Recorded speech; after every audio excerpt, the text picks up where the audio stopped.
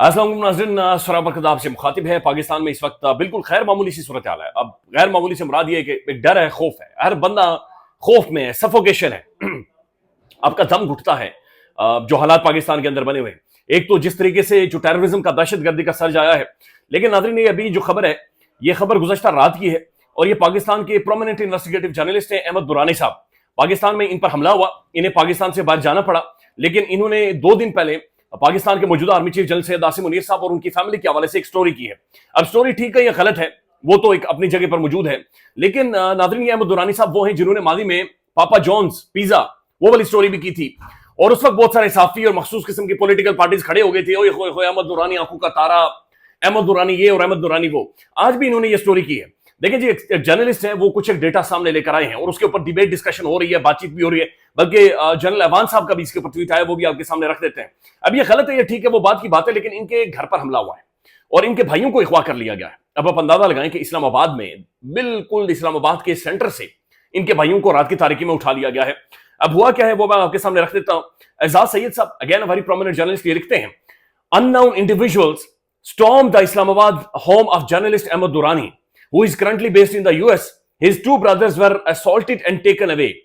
After meeting Durrani's mother, here is my brief video. उन्होंने video भी बयान की है और सारी कहानी उन्होंने बयान किया कि अब this is how Ahmad Durrani साहब के घर के ऊपर बाकायदा से हमला किया गया और उनके भाइयों को उठा लिया गया। अहमद दुरानी साहब ने रात को बाज़ारे ट्वीट करना शुरू कर दिए और उन्होंने पाकिस्तान के इदारों के ऊपर इल्जाम लगाए हैं, पाकिस्तान के खुफिया इदारों के ऊपर, कि ये दीवारें फांग कर मेरे घर के अंदर आए। और उन्होंने फिर ये भी लिखा कि मेरी बहन के साथ बदतमीजी की जा रही है, मेरी वालदा के साथ बदतमीजी की जा रही है, मेरे भाइयों को मारा जा रहा है। वो लगातार ट्वीट भी करते रहे। फिर उन्होंने बार बार ये भी कहा कि मेरे भाइयों का मेरी स्टोरी या मेरी जर्नलिज्म से कोई ताल्लुक नहीं है, मेरी साफत से कोई ताल्लुक नहीं है। मतीउल्लाह जान साहब लिखते हैं, this is terrible and highly condemnable. Islamabad police must act fast and trace the whereabouts of the abducted human beings. If they have committed a crime, then they should be formally charged and produced before the court of law. अब ये देखेंगे कितना जरूरी है, यानी अगर किसी ने कोई जुर्म किया, पकड़कर ले जाए, अदालतें मौजूद हैं, जजेस 20-20, 30-30 लाख रुपए तनख्वाहें लेते हैं, वेले बैठे हुए। लेकिन ये जो गायब करने वाला सिलसिला है, ये बड़ा अजीब और गरीब है और जाहिर है पूरी पाकिस्तान के अंदर इस चीज को लेकर एक तशवीश पाई जा रही है और बड़ी अजीब। जुबैर अली खान साहब लिखते हैं, जब अहमद दुरानी ने पापा जॉन स्कैंडल मंजर आम पर लाया था, उस वक्त जाली इनकलाबी जश्न मना रहे थे। आज उसी अहमद दुरानी के घर पर छापे मारे गए हैं, चादर और चार दीवारी का तकद्दुस पामाल हुआ है, लेकिन इन सब जाली दानिश्वरों के लब यानी इनके होठों से आवाज नहीं निकल रही, जो कि हालत हुई है। बहरहाल अहमद दुरानी साहब ने अगेन इन्होंने पाकिस्तान के खुफिया इदारों के ऊपर ये इल्जाम लगाए हैं और बड़े खुलकर वो बोल रहे हैं कि जनाब उन्होंने ये सब कुछ किया है। खालिद जमील साहब लिखते हैं, This is extremely tragic and condemnable situation. If anyone have any issue with the facts of the news, then answer the question or take the journalist to the court. अब देखें, अमेरिका के अंदर मौजूद है, वहां पर अदालतें भी आजाद हैं, कोर्ट्स भी आजाद हैं, कोई भी बंदा वहां पर इन्हें ले जा सकता है और लिटरली मिलियंस ऑफ डॉलर्स का जुर्माना डाल सकता है। लेकिन बंदे उठा लेना, फैमिली मेंबर्स को गायब कर देना, मिसिंग कर देना, ये पता नहीं हमने कहां से सीखा है और हम कैसे इसे जस्टिफाई करते हैं या कैसी हमारी ये पॉलिसी है। But stop harassing and torturing their family members. We stand with Ahmad Durrani. मजीद साफियों ने रद्द-ए-अमल दिया है। अब ये जो इनकी मदर है, ये जनाब इस्लामाबाद हाई कोर्ट में पहली दफा चली गई है और ईमान ज़ैनब हाजिर, ईमान मजारी साहबा इनकी वकील हैं। My mother has filed a petition against the disappearance of her 2 sons before the Islamabad High Court through Iman Mazari. This is the first petition of her life. इनकी मदर की जिंदगी की पहली petition. My mother also visited a police station today for the first time in her life. अपनी जिंदगी में पहली दफा उन्होंने भी कोई पुलिस थाना देखा है और अदालत वो गई हैं। तो वेरी सैड जो कि सूरत हाल पाकिस्तान के अंदर बनी हुई है। एजाज सैयद साहब लिखते हैं, पुलिस के आला हुकाम ने तस्दीक की है कि ना तो इस्लामाबाद पुलिस ने अहमद दुरानी के घर कोई कार्रवाई की है, ना ही उनसे किसी दूसरे इदारे ने ऐसी कोई भी मामलत तलब की है। यानी नुरानी के भाइयों को बाकायदा जबरी अगवा किया गया है। यानी पुलिस ये कह रही है कि हमने अहमद दुरानी साहब के घर में रेड नहीं किया और न ही किसी और इदारे ने पुलिस को अहमद दुरानी साहब के घर में भेजा है। तो फिर इस्लामाबाद के सेंटर से कौन अहमद दुरानी साहब की फैमिली को, उनके घर वालों को, उनके भाइयों को उठाकर लेकर गया है?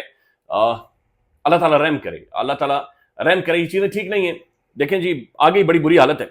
अब जो ये स्टोरी थी, ये स्टोरी बुनियादी तौर पर आर्मी चीफ साहब की बेटियों के हवाले से थी कि उनके कोई डिप्लोमेटिक पासपोर्ट हैं और वो जाहिर है आर्मी चीफ साहब की वजह से मिले हैं। फिर ये भी था कि बहुत सारे नौकरियां बड़े उहदों पर बहुत सारी शख्सियात जो उनके करीबी थी उन्हें लगाया गया है।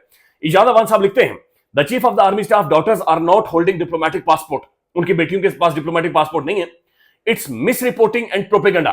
یہ رپورٹنگ ہے اور مس رپورٹ کیا جا رہا ہے. They are holding official passport as is a norm. یعنی یہ بھی کہا جا رہا ہے کہ جو ان کے میاں ہیں یا شوہر ہیں وہ بھی چونکہ آرمی آفیشلز ہیں تو لہذا ان کی اسپیشل اسائنمنٹس ہوتی ہیں, لہذا وہ انہیں ایک آفیشیل پاسپورٹ دیے جاتے ہیں. اب چونکہ یہ سٹوری ابھی تک کھلی نہیں ہے, ابھی تک اس کے اوپر بہت ساری چیزیں سامنے نہیں آئی ہیں, لیکن جو مختلف بٹس اینڈ پیسز ہیں وہ کچھ اسی طرح کے. Find an other prospect to fight if you must. اگر تم نے لڑنا ہی ہے تو یعنی کوئی اور طریقہ چوز کر لو, یہ اس طرح سے نہیں ہوگا.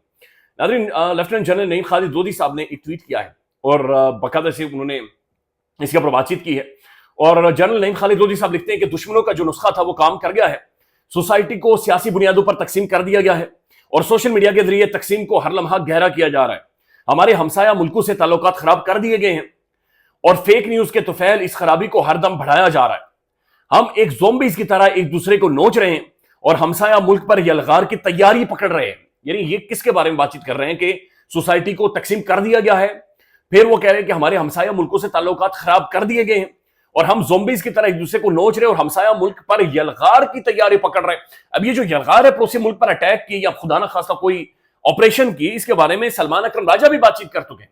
اس کے بارے میں عمران خان بھی اڈیالہ جیل سے بول رہا ہے کہ جناب ایک ہو جائیں, یکجا ہو جائیں. اس وقت ہم نہیں پڑوسی ملک افغانستان کے ساتھ پنگا کر سکتے, ہمیں نہیں ادھر جانا چاہیے. دیکھیں مسئلہ یہ نہیں افغانستان ڈاڈا ہے, مسئلہ یہ ہے کہ ہم افورڈ نہیں کر سکتے. یعنی آپ نے اگر پڑوسی ملک کے گھر کے اوپر اگر ٹین پر پتھر مارنے ہیں تو پھر آپ کی اپنی ٹین محفوظ نہیں رہے گی. یعنی آج اگر آپ کسی کا گلاس توڑیں گے تو کل آپ کا ڈرم ٹوٹے گا. یہ ریئلٹی ہے, اور جنگیں کبھی بھی حل نہیں ہوتی, جنگیں سولوشن نہیں ہوتی. اور یہ جو دہشت گردی ہے, یہ جو ملک کے اندر دہشت گردی کا سر جا رہا ہے, یہ ایک سیاسی مسئلہ ہے. اور اسی کی طرف اشارہ آرمی چیف صاحب نے کل بھی کیا ہے, اور یہ بتایا جا رہا ہے کہ 3 دفعہ ہے کہ آرمی چیف صاحب اس طرف اشارہ کر. یعنی آرمی چیف صاحب کی کل کی سٹیٹمنٹ سنیں نا, وہ کہتے ہیں گورننس کے گیپس کی وجہ سے شہداء کب تک قربانیاں دیتے رہیں گے. یعنی گورننس کے گیپ کو ہم کب تک شہداء کے خون کے ساتھ دھوتے رہیں گے. تو بات ٹھیک ہے کہ ان کے سامنے جو پولیٹیشنز بیٹھے ہوئے ہیں وہ ان سے مخاطب ہو کر کہہ رہے ہیں کہ بھائی گورننس آپ کا کام ہے نا, ٹوٹی نل کا لا اینڈ آرڈر, یہ ساری چیزیں ٹھیک کرنا آپ کا کام ہے. آپ کا کام ہے لوگوں کو انگیج کرنا, آپ کا کام ہے انہیں روٹی دینا, روزگار دینا, یہ ساری چیزیں دینا. ابھی سمجھ نہیں آ رہی کہ یا تو پولیٹیشین یہ سمجھیں کہ وہ واقعتاً ذمہ دار ہے, اگر وہ نہیں ذمہ دار تو بول ہی نہیں رہے. یعنی وہ آرمی چیف صاحب سے بتا سکتے ہیں سر ہمارا اختیار ہی نہیں ہے, ہماری کبھی حکومت ہی پاکستان کے اندر 5 سال نہیں چلی, کبھی کسی سیاستدان نے 5 سال وزیر اعظم نے پورے ہی نہیں کیے.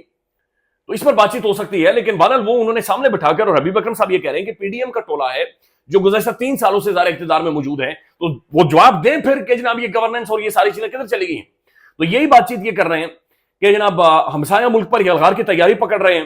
یہی فارمولا کچھ رد و بدل سے لیبیا, نائجیریا, سوڈان, عراق, یمن, شام, مصر میں کامیابی سے آزمایا گیا ہے, تو یہاں کیوں ناکام ہوگا. تو لودھی صاحب یہ بات کر رہے ہیں کہ جناب آپ کو اصل میں ایک فارمولے کے تحت باقاعدہ سے لیبیا, نائجیریا, سوڈان, عراق یعنی انارکی کی طرف معاملے کو لے کر جا رہے ہیں, اور یہ انارکی شاید پھیلانے کے بہت زیادہ قریب ہیں, اور یہ انارکی پھیلے گی تو یہ خوفناک حد تک ڈیمیج ہوگی.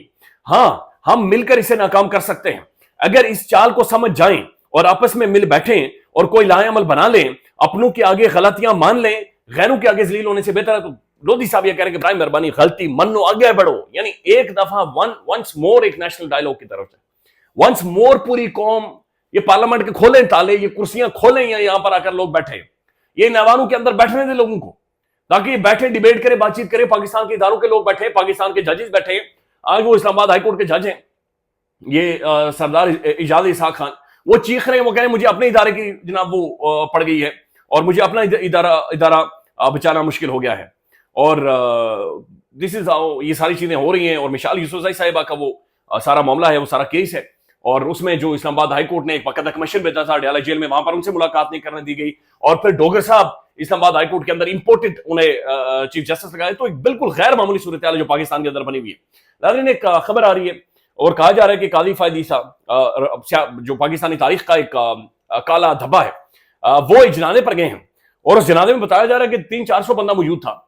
یعنی وہاں سے اگر کوئی کتا گزر رہا تھا, اللہ رحم کرے معاف کرے, تو اس کتے کو بھی بتایا جا رہا ہے کہ لوگوں نے کم از کم اسے ہانکا ہے یا پھر اس کے ساتھ گفتگو کی, لیکن قاضی فائد عیسیٰ صاحب سے کسی نے سوال نہیں کیا, کسی نے سلام نہیں کیا. محترم قاضی فائد عیسیٰ اس ملک کا چیف جسٹس, اس چیف جسٹس سے آج کوئی بندہ جو سلام نہیں کر رہا, آج کوئی بندہ اسے مل نہیں رہا. یعنی وہاں پر میدے ڈنٹر کو بھی لوگوں نے گلے لگایا, जनाजे का वक्त था, लेकिन ये बंदा वाहिद खड़ा था, बताया जा रहा है कि दरख्त की छांव के नीचे ये तनहा खड़ा रहा, और इतनी बड़ी हुजूम में वो तन्हाई उसे काट रही थी, खा रही थी। और फिर ये भी रिपोर्ट हुआ कि काजी फाइसा ने किसी से कहा कि मैं कुछ लम्हे के लिए गुमराह हो गया था।